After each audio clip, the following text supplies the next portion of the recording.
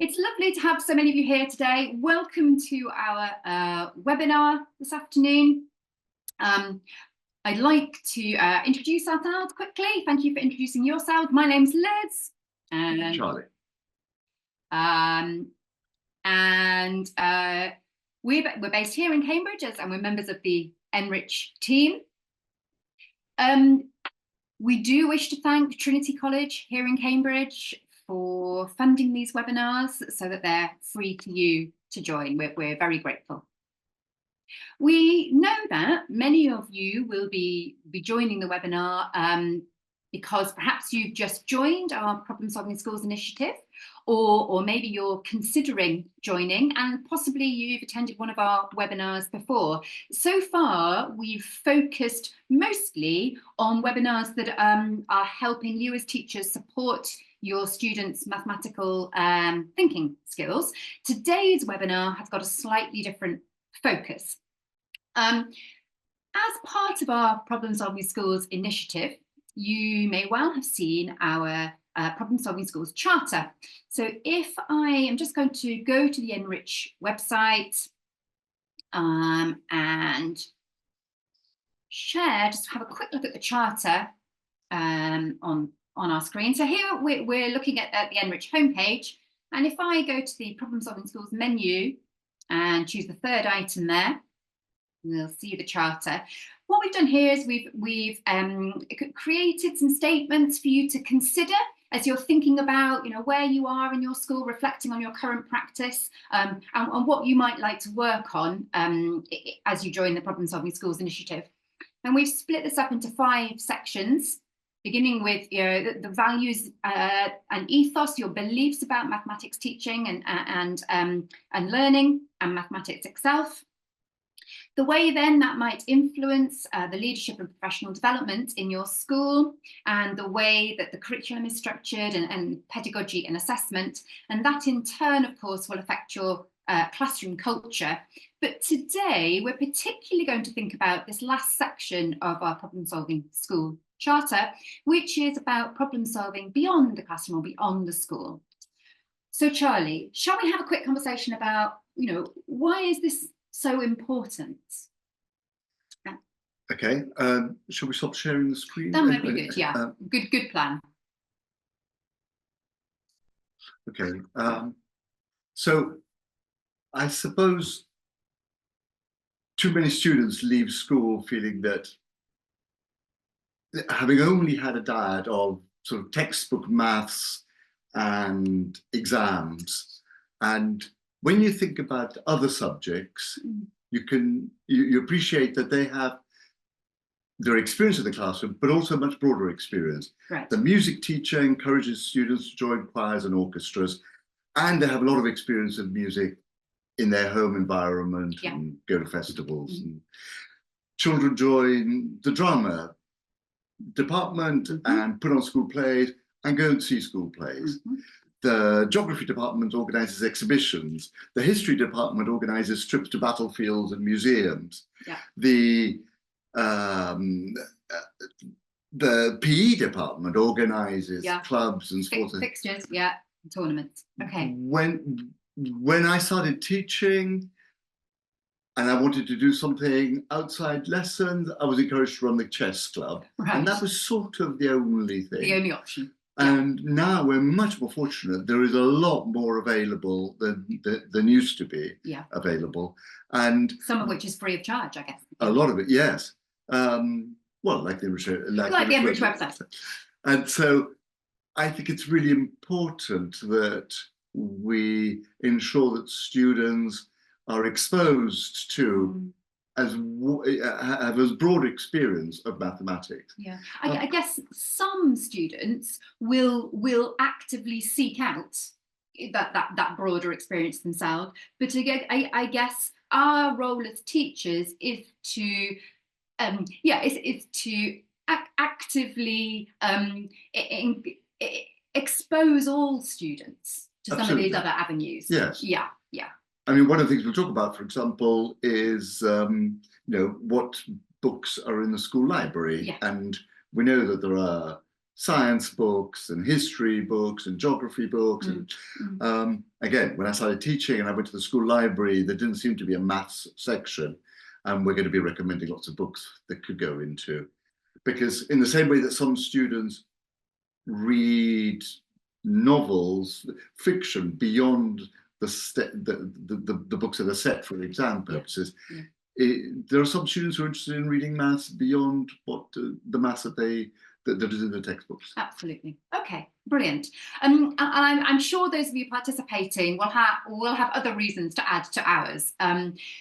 But so as we have been thinking about this at NRICH, we have thought about 4 main areas that as teachers in schools we might like to consider if we're trying to broaden students' experiences of mathematics and mathematical problem solving in particular. So one of those, and possibly the one which might spring to mind most quickly, is how we engage parents in our children's learning, and by that, partly perhaps by encouraging our students to be doing mathematics at home with their parents, so we'll talk a bit about that, but also maybe inviting parents into school, so that parental engagement. So that's one area we will talk about. Another area that we're going to address is, as Charlie's alluded to, that these sort of extracurricular, perhaps maths clubs, lunchtime, after school, but also about the resources we provide in our school libraries. So how we can become a bit better at engaging students in a wider range of mathematics that way. Thirdly, we'd like to point you in the direction of some further online resources, some paper resources for students themselves if they want to further their own knowledge. And we've got a list of suggested venues which you could consider going on a school trip. But if that's not a possibility, perhaps some families would consider taking their children to some of these places in holidays or at weekends. And our 4th section is about raising students' awareness of a diverse range of mathematicians, so that we give students the real message that mathematics it's a living, breathing human subject. So those are the 4 areas we're going to cover. Let's kick off with parental engagement, shall we, Charlie? Yes, and this seems particularly important because if parents are giving the same messages to their children as we are giving to our students about being positive, about learning maths, about enjoyment of maths, then parents and carers can support what we're doing in a much better way. And unfortunately, we know that many parents, many adults, didn't have a particularly positive experience of school mathematics themselves, and sometimes accept slightly lower standards of sort of numeracy than they would accept about literacy, for example. Parents tend to be very keen that their children know how to read fluently, but perhaps are not quite as demanding when it comes to, or don't have such high expectations when it comes to... Don't value the mathematics as much. Okay, so what we decided we might do, we will, in due course, we'll show you on the NRICH website, our parents section, we'll give you a little tour of the parents menus. But we thought we'd whet your appetite by having a go at some mathematics with you, a couple of tasks which we feel really lend themselves to a student working on at home with a member of their family, a parent, a carer, so to help to start those conversations about mathematics at home. So Charlie, I think we're going to start with, so one thing we should say, I think, which is important, is for today's webinar, we've deliberately chosen a couple of tasks to engage you. So they're kind of at the upper primary, lower secondary mathematical range. But please be reassured that on the NRICH website, we do address the whole age range from early years right the way up to 18 and beyond. So we've just chosen a few particular examples to share today. We'd like to give you, in fact, a sneak preview of an interactivity that our colleague Oscar is currently working on. Now, the problem that it relates to has been on the NRICH website for a long time. It's one of our favourites. The interactivity, which we're now going to share, will be published very soon. But as I say, we're going to give you a sneaky preview. So I'm going to share my screen. The activity is called, well, there are various versions on NRICH. It's called dicey operations or dicey operations in line. Just going to get on my screen so I can see. Here we go. So we've set it up so that we are, oh, we've got a funny thing at the bottom there, which isn't so good. Let's hope that goes away. No, that's not going to go away. Charlie, would you like to set up the, I know why it's not working. Bear in mind, this is a sneak preview of an unfinished version. That's better. So we have been given an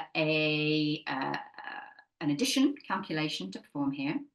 We've got two-digit numbers to add together, and we are being invited to use the digits 9, 0, 9, and 3 to create a sum that is as close to 100 as possible. Shall we have a go at this one? No, I think I was going to say the same thing. Okay, so I think if you go to the settings menu, you'll find that that problem is called add one.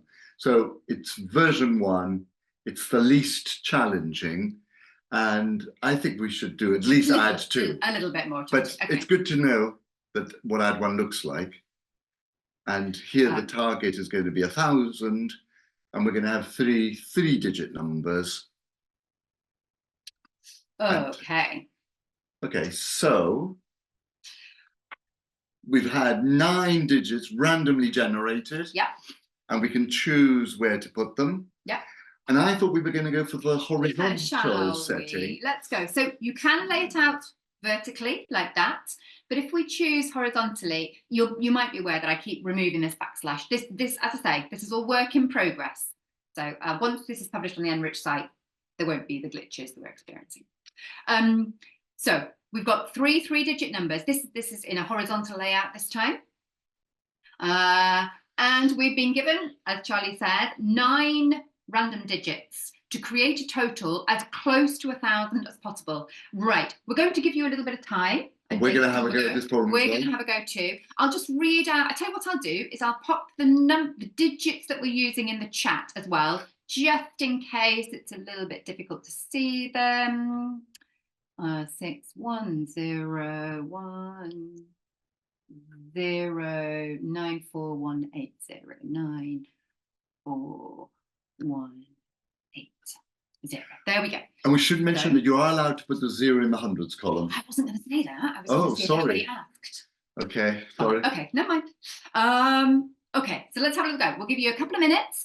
If you think you've got quite close, what we'd like you to do, please, is post in the chat. Tell us how far away from 1,000 you are. Please don't tell us where you've put the digits, and don't give us the total you've made. Just tell us how close you are or how far away you are. Okay, I'm going to stop talking and have a little go myself.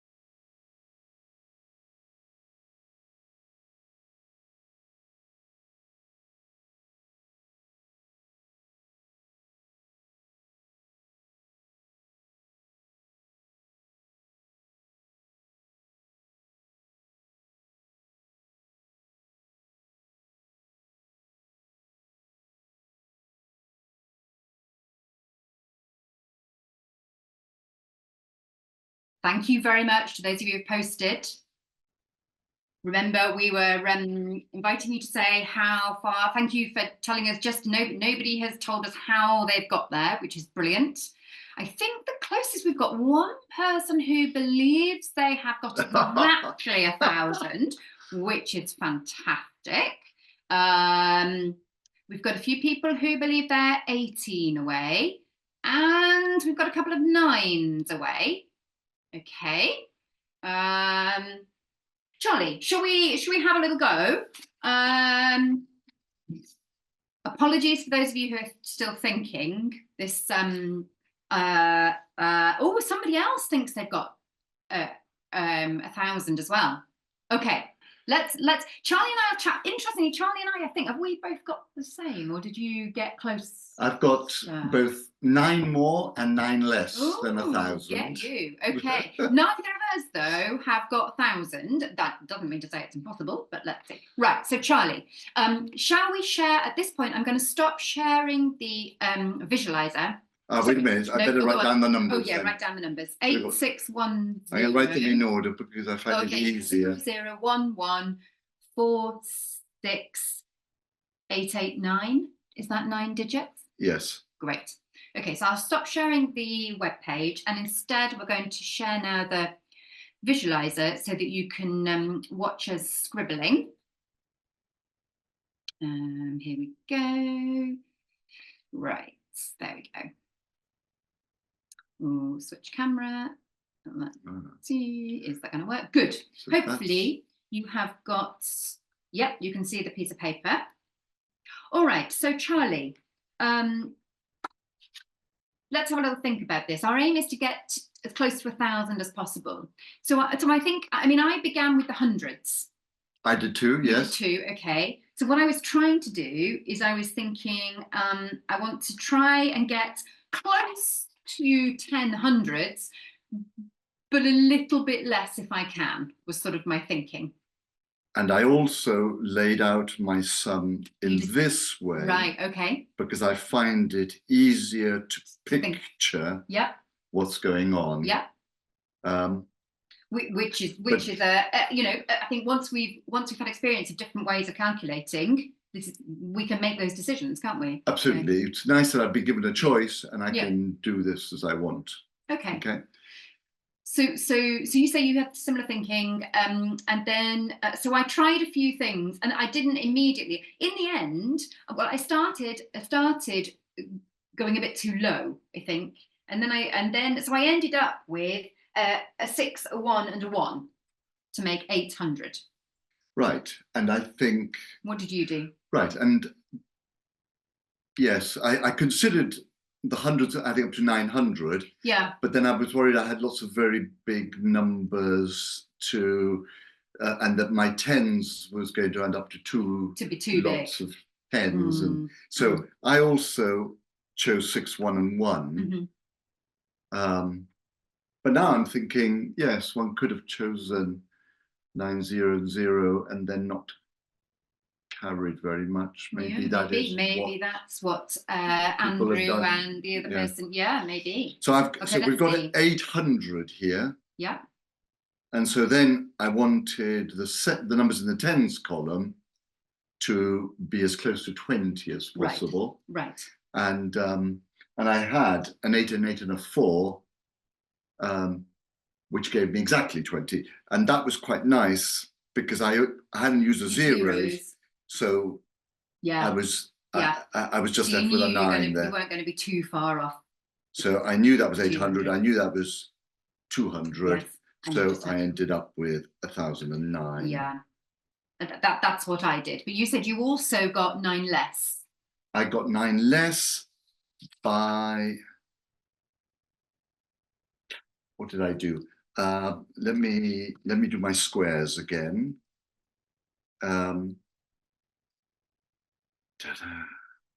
So the question is, what didn't we think about? But,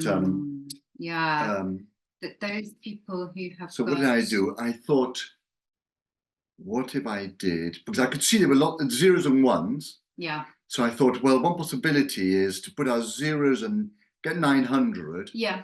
And then very few tens. Okay. And I put, what did I do here? I put an 8. So you're just, yeah, so you're making one lot of 100 there. Oh, actually, sorry, no, I think I put the 8 there. Okay, so you're making No. 200. Oh, I think again. I'm just talking rubbish. I end up with 91. Okay. Ignore Right, me. never mind. Okay. So, but we have people who think they've got 1,000, Charlie. Come on, then. So I'm really curious about this. Yeah. Tell us what went on one of the rows and see whether we can work out. Do you think? Or tell us what went in the that hundreds column. I don't know. Could you give us a clue about the hundreds column? Those of you who did Yes, you managed to get 1,000. There were a couple of you who said you think you got 1,000. I'm wondering, do you think maybe then that the 900 is like 800, Andrew says. Yes. Okay. Okay. So we're looking to try and get 200. But not above a little bit less than 200 because we've still got some digits to fill in here. Yeah, because we've used the 2 zeros. But we have got 2 1s. But a 9. Yes. Okay. We need 200. So an 8 and a 9. I'm also thinking we need a 0, so we need the ones to add to a multiple of 10. Oh, 046. Right. We'll do 10. We haven't got another 0 though. We've used the zeros. Ah, so 910, you mean? We'll do 10. 910 would do 10. Nice. Try that. 910 will be 10. And then we haven't used the 4 and the 6. So what's that? Is that going to work? 10. I think this is 19. No. Okay. We need the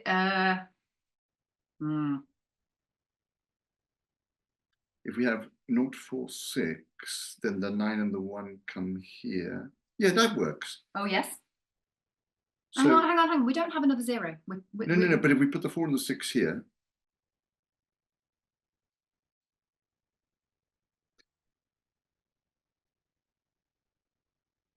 Messy. Okay, so what have we got? The 2 1s? Yes. Oh, but that's not going to end up to. That's not going to give it. No. Oh.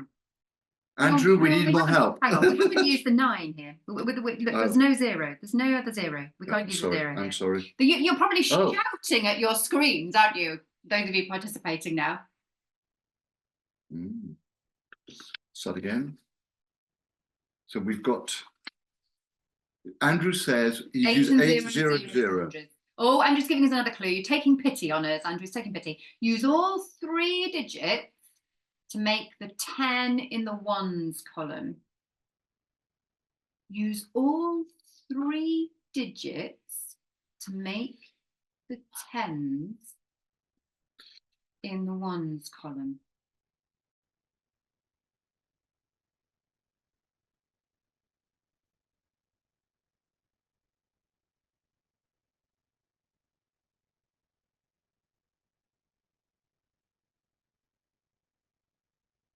Eight one one. I don't know why that's all 3 digits, but it's a way to make 10. And then we haven't got 4, 6, and 9. Yes, 811 is 10. Yeah. Carry 1. Yeah. That is 20. Yes. Carry 2. Oh, we got there. Wow. And the lovely thing is, basically, just to make this something, shall we put our original solution in so you can see what the computer would say? Let's do that. So our original here it is. 680. Yeah, okay.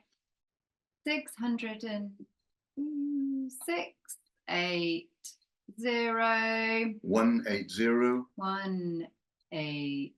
Now, obviously, it doesn't have to be this and exactly. 149. 149. So oh, wait a minute, you're not sharing. Oh, I'm so sorry. I'm so sorry. So sorry. Thank you. Let me share the screen again, and then you can see what we're doing. Be quite useful. It would be useful, wouldn't it? There we go. Okay. I'm hoping you can see this now. So then we're going to put the 9 in. So that was we both did that in the, well, we did something similar. Right, but we're told by the computer that we're 9 away. We could have got closer. So now we can put Andrew's. So now let's try again. So now we can twiddle around a bit. Oh yeah, yeah. Oh, and you can put yeah, 061. Yeah. 8, 4, 8. 061. 061. Quick fiddle around. And 091. 091. There we go. And hopefully. Ta-da! Brilliant. Yes. And I think this will eventually say well done. This will have a well done. Oscar was being a bit. So just to give you a flavour as well. Now you can see in a minute we'll have just a little chat about what we think makes this activity a good one to do with parents. But let's just give you a little bit more of a flavour of the scope. You saw in the menu that not only could we do 2 versions of addition, but we can also do some versions of subtraction. Again, you can always choose to lay out your calculation horizontally or vertically. You can choose to do lowest or highest rather than a target.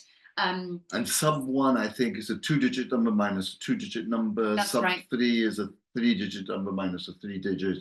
And then the last one is a 4-digit minus a 4-digit. That's right. That's right. Okay. But we also wanted to share with you a version which is multiplication and division. Again, only a prototype at the moment. And once more, we've got some different versions.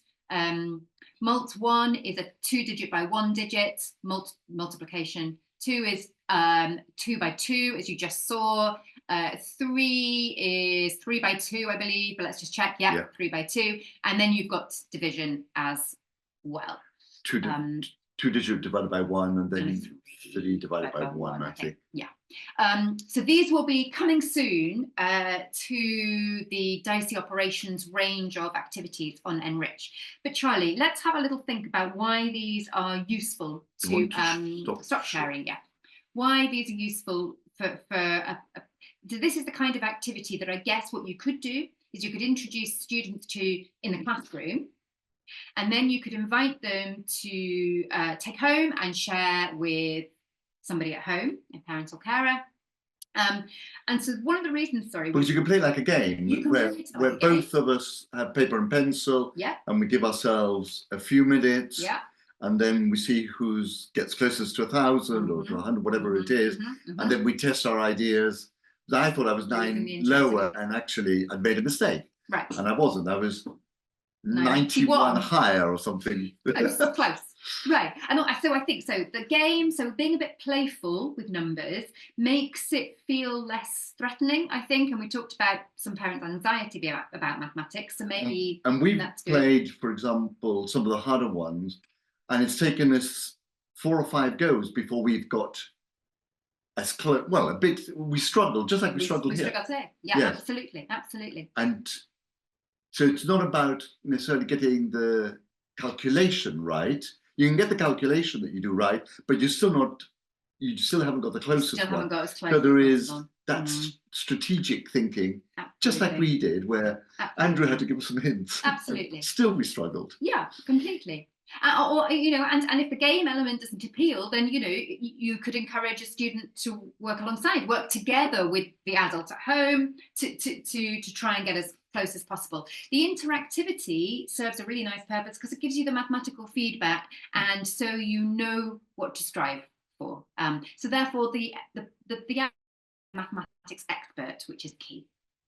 We've got another task we'd like to share. Yes. So this one has got a more spatial focus, a geometry focus.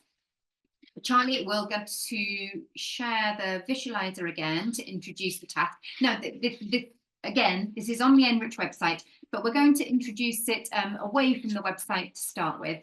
To give you a flavour that actually you don't necessarily need to be online to do this task at all, do you? Okay, so Charlie, would you like to introduce it? Yes, I think the problem's called isosceles triangles. And I'm going to set you the challenge, Liz. Okay. Okay, so I want you to find all the possible isosceles triangles that have a vertex at 2020. Okay, so we're on a coordinate grid. Okay, yeah. And all the vertices of the triangle, so the 3 vertices, not just the one at 2020, all the vertices are going to have to be at grid points. Okay. So the coordinates of all the vertices will be whole numbers. Right, yeah, got you. And the final criteria condition that I'm setting you is that the area of your isosceles triangles needs to be exactly 9 square centimeters. 9 square centimeters. Okay. Okay. All right. So I guess some squared paper or squared dotted paper or something. So we could do something like this. Yeah. We've got some square paper here, but you can see the problem is I've got centimeter square paper, and my 2020 appears there at the very edge of my paper. Yeah. Now, if I had 0.5 centimeter square paper, that would be better, perhaps, but it wouldn't be so good on the visualizer. So I'm not going to use a coordinate grid, but with students, I might give them smaller 0.5 centimeter square paper so that the 2020 appears in the middle of the page. Yeah, good idea. Okay. But since you're not one of my students, I'm just going to give you square dotty paper, and I'm going to ask you to assume that 2020 is there. All right. Yes, so you need to just imagine where this is on the grid. Yeah. And I don't think this is an unreasonable demand for some students. No. Obviously, not if they've just learned about coordinates. No. But I know that there are some secondary teachers here, and so for secondary age pupils, this would be a reasonable, I think. Okay, so isosceles, grid points, area of 9. Okay. Fire away. All right. So I guess I'm thinking area of 9. I think what I might do is think about so I happen to be familiar with knowing that to find an area of a triangle, I do half base times height. Now, the fact that we've got some nice dotty paper here means that if I wasn't familiar with that, I could use the grid to calculate areas of triangles, but let's go with the fact that I do know that. So if the area is 9, I half, okay, so I think that I could potentially draw a triangle which has what I would call a base of 2 and a height of 9. Okay, so you might be picturing something like this. Yeah. With a base of 2. Yes. And height of 9 takes me to here. Yeah. And I can draw. So I know my isosceles triangle has got 2 sides the same length. It's got that nice symmetry. And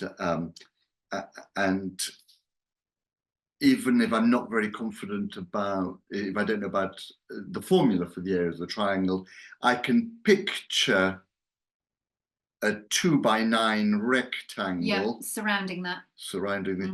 And that rectangle's got an area of 18. Yes.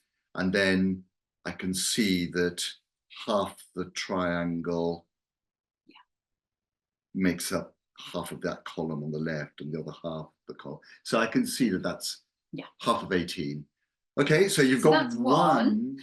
No. So what I'm kind of thinking, actually, I could have the exact same triangle, the 2 by 9, but for example, I could also draw it. I could flip it over, if you like, so that the right hand base point is there. Okay, so and that would give me another triangle. So we've still got one vertex at 2020. Yeah. And we've got the mirror image. Yeah. And that's also an isosceles triangle. Right. Base of 2, height of 9. And I guess in a similar way, I could flip both of these along the horizontal axis. So I could flip them that way. So I could get their mirror images below that line, below that baseline as well, couldn't I? Okay, so I think you may be picturing these two. That's exactly what I'm picturing. Okay. And I don't think there's another triangle I could draw which has base 2, height 9 with a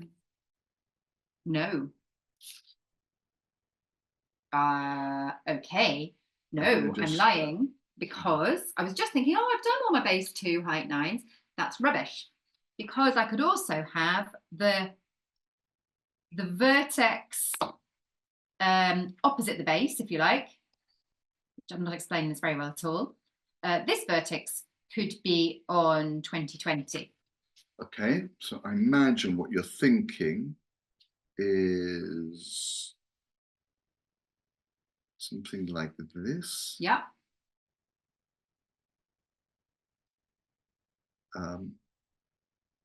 So that's exactly what I was thinking. Yeah. I don't know, you can think of it as sort of the apex of the triangle. Yeah, nice. And in a similar way, then I can flip this over here.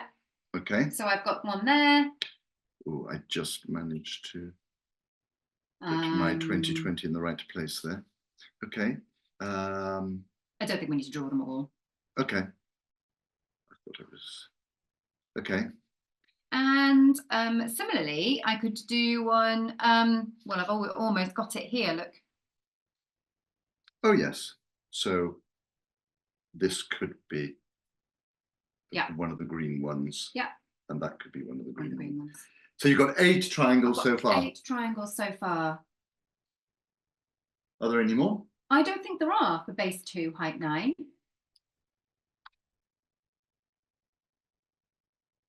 Because I have got all the positions with the apex at 2020 and all the positions with the base, each side of the base at 2020. Could the side that you call the base be vertical rather than horizontal? Oh, silly me. Of course it could. Of course it could. Of course it could. So we could have, we could have the triangle being a 2. The side of 2 could be vertical, is what you're saying, and we'd have 4 more. So this could be a triangle. Yeah. And this could be a triangle. Yeah. And we'd have the reflections. This could be a triangle. Okay. And that could be a triangle. Yeah. So I think then we definitely have. I like that you say definitely have, and then you're about to say something. Well, I'm saying definitely, and I'm just thinking, can I convince myself? Okay. But I've only done 2 by 9. Yes. But going back to what we did with dash operations, where we were playing numbers, it's quite nice that now we're playing with these shapes and we're trying to work out how we can position them. And initially you thought that 8 was what you had, and then we've discovered a few more. So yes, the solution evolves. It's not immediately obvious how many there are going to be. Nope. It looks like there are lots.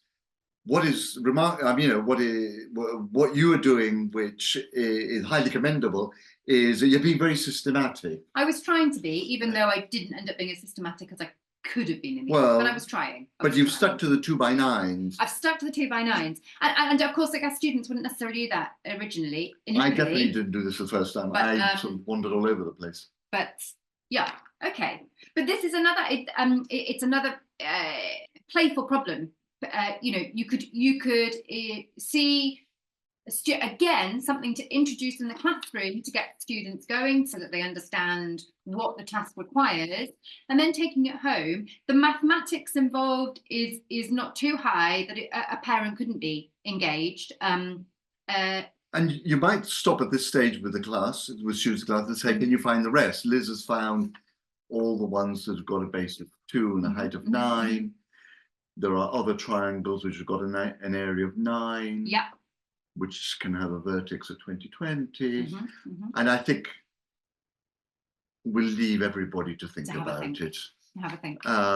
Absolutely. And yes, finish. And it can be taken, that has potential, that have to actually go mathematically quite a way, can't it? But yes, maybe I should mention that very quickly, because you could say go on then. Well, because we've talked about horizontal and vertical lines for what we call the base of the triangle. Yeah. And we haven't considered, for example, whether we could have something like this as and that might seem difficult in some respects, but actually we box the shape in. Yeah.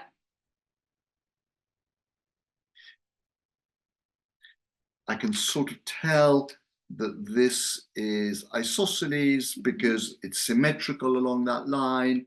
I can work out the area 2, 4, 6, 2, 4, 6. The total area of the box is 6 by 6. This triangle here has got an area of 2. This is 4 by 6. And this is 4 by 6. So if I put this and this together, they'll add up to 24. Yeah. So they must be 12 each. So I've got to take 12 and 12, 24, and another 2. I've got to take away 26. So I've got an area of 10. So not 9. Not 9, but fairly close. So maybe we could tinker. So when you were saying, bases of 2 and 9, all of a sudden, that's the square root of 4 for the base. No, square root of 8. But all of a sudden we're thinking tilted triangle, which might be accessible to secondary age students to start thinking about. So we often talk about low threshold, high ceiling tasks. It feels like I wouldn't expect primary school students to be doing this, but some secondary students might be challenged by their teacher to consider triangles where let's call it the base of the triangle is not horizontal or vertical. Absolutely. Okay. So we're going to take you back now to the NRICH site. We have given you a flavour of, of why the kinds of tasks that you might think about encouraging your students to do at home with a family member, with an adult. I'm just going to get to this. We're back here at our Problem Solving Schools Charter, but what I want to show you is that what we've done, we've created some guidance to accompany the Charter to help you, to give you some ideas about what you might consider if you're trying to expand maths beyond the classroom. If you go to our Resources and Professional Development page on the Problem Solving Schools menu, you may notice that this has had a bit of a facelift today. So we've revamped it a little bit. We hope you like the new look. If you scroll down a bit, if you click on these, you'll get some of the guidance we've already written and links to webinar recordings. Right at the bottom here is what we're focusing on today. So we've created some guidance outlining a little bit what we said, with why this is important. And then we've expanded a little bit on those 4 key areas. So what we've done is here, we have given you some links to various parts of NRICH where we've deliberately gathered together tasks that lend themselves to working on at home. In particular, I think it's worth flagging up the Solving Together project. It happens to be, the tasks happen to be aimed at upper primary, lower secondary. However, the guidance video, which is aimed specifically at parents, is applicable across a much wider age range. So I do think it's worth checking that out and sharing it with parents if this is something you're considering doing. We've linked a couple of books here for those parents who may be a little bit anxious about the mathematics. And there's some links to Carol Dweck's mindset book and a TED talk, just in case those could be useful for those parents that we alluded to earlier, who perhaps think that maybe you're born good at maths, you can't work at maths, that actually everybody can get better at maths, and Carol Dweck summarizes that message. And yeah, well. She talks about the harm done when children get the alternative message is that you've got a fixed capability. That's right. And so some children give up at an early stage because they've received that message. And so if some parents have got that message, Carol Dweck's work is really good because it challenges that and it shows the value of a much more optimistic. And she talks about a teacher who had a poster in the classroom that had the word yet. And whenever any student said, I can't do this, they were asked to rephrase it and say, I can't do this yet. Mm-hmm. And that attitude changed the atmosphere in the classroom and children's attitude to doing mathematics. Absolutely. Now, so far we focused very much on taking maths home to do, to work on with a parent or carer. But of course, getting getting families into school is another way to go about engaging parents. We've heard of many schools who run what they might call learning cafes, where they invite parents in, perhaps actually to a maths lesson to work alongside their child, to get a better sense of the mathematical ethos in the classroom and in the school more generally. So this is it's something to consider if you haven't done so already. Incidentally, please do post in the chat any ideas that you have in this regard to engage parents, but also more widely, just as we summarise everything else, if there are things that you found work well, do please share in the chat. We'd be delighted to hear, and I'm sure everybody else would too. So and we'll add them to our list. And we can add them to our list. We mentioned as well a second way to broaden students' perspectives is this idea of making sure the library is well stocked, and you might start a maths club. Again, we've got resources on NRICH to help you, roadshow resources you can print off. You've got equipment lists. Those are hands-on activities to do as part of a maths club. Our bookcase maths and recommended books are suggested books for different age groups. And you may not know, but the Royal Institution in London, they support a nationwide network of maths masterclasses, and you may consider setting up something in your own locality. So a group, they tend to be for those who are particularly mathematically interested, but they offer a lot of support if that's something that you think would work well. But also, if you don't live in the UK, there are online resources that are downloadable, printable, that you can use wherever you are in the world if you want to run masterclass type clubs. Yeah.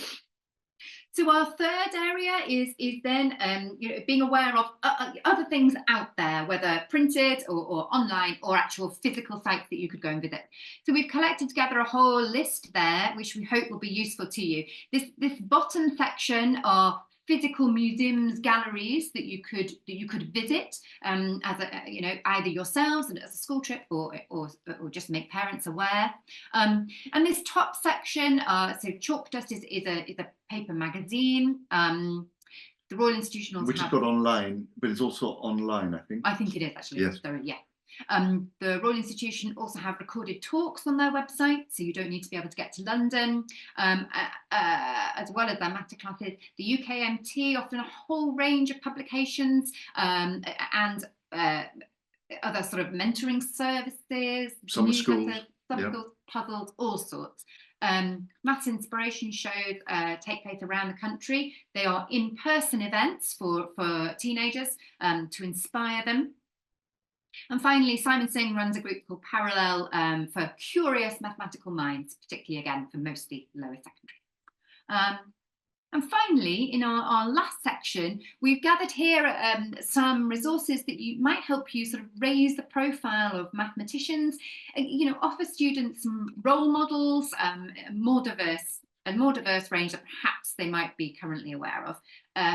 There are several sites, for example, the Maths Careers site, it's got some resources about how maths is used in a whole variety of careers. There are some lovely posters that are produced by the Maths Institute at Oxford University, which give bits of information about some historical mathematical figures, some more recent.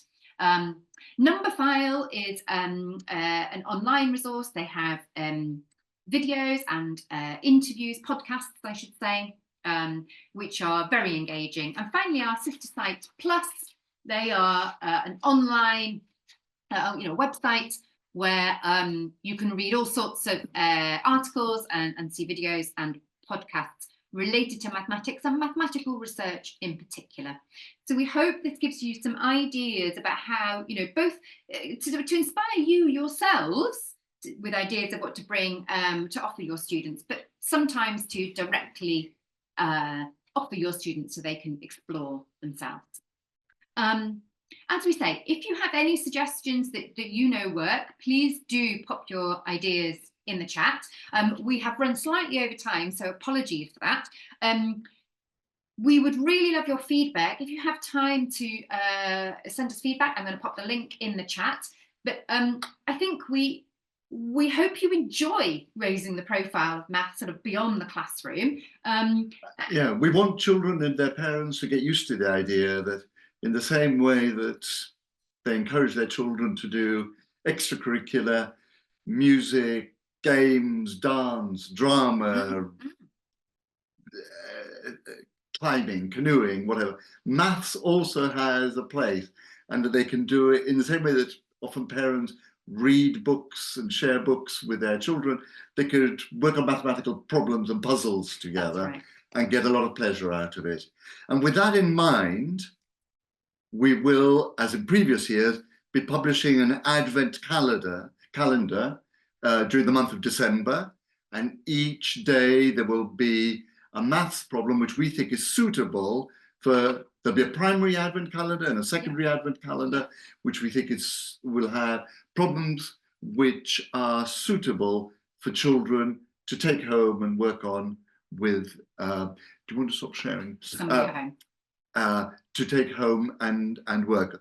And so around the Christmas tree, and hopefully they will have a good mathematical experience as part of their build up to Christmas and during the Christmas holiday. That's right. And if you're not already on one of our mailing lists, do sign up, and then you'll know, you'll be given the links to that, or follow us on X or yes, Rachel has just asked when will the Advent calendar be available. So from the 1st of December, or the day before, the day before, yeah, I would have thought. But the NRICH newsletter that goes out to teachers will contain a link to it the week before. And we will post on social media as well. Yeah. Yes. Yeah. Thank you all very much. We've kind of bombarded you there a little bit. We hope we've offered you some useful things to go away with and explore for yourselves, and hopefully given you some ideas back at school. Yes, we hope. And one thing we didn't mention, I suppose, is it would be lovely to have a maths corner in the school newsletter. Yeah. And include a problem for parents and children to do together, and post it, and in the way that some schools mention children whose solutions have been published on the NRICH website when they've solved some of our life problems. Absolutely. It's about raising the profile of maths in a sort of friendly, enjoyable, joyous way. Absolutely. And on that note, we will say goodbye. We wish you all the best for the rest of the evening, and hope to see you at a future webinar. Indeed, our next ones are the 21st and 22nd of January, I believe. Yes. Yes. Thank you very much for participating, and we hope to see you again. Thank you.